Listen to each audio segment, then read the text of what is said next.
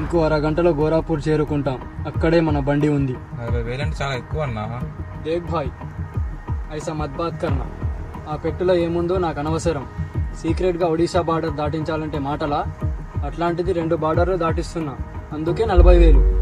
అన్నా ఆడు తాగిండన్నా, వాడి మాటలు పట్టించుకోక అని చెప్పినా కదా. టైం देखो బాయ్, 12:30 होरा. మళ్ళీ నేను జైపూర్ పోవాలి. ఏదో తెలుగు వాళ్ళని ఒప్పుకుంటే వేరే వాళ్ళు ఆడుతున్నారు. भाई हो जाए गाड़ी, बैलेंस 20,000 ड्राइवर को दे दो. సరే మరి జాగ్రత్త. సరే అన్నా. రే రాహుల్, అటెక్కడికి రా?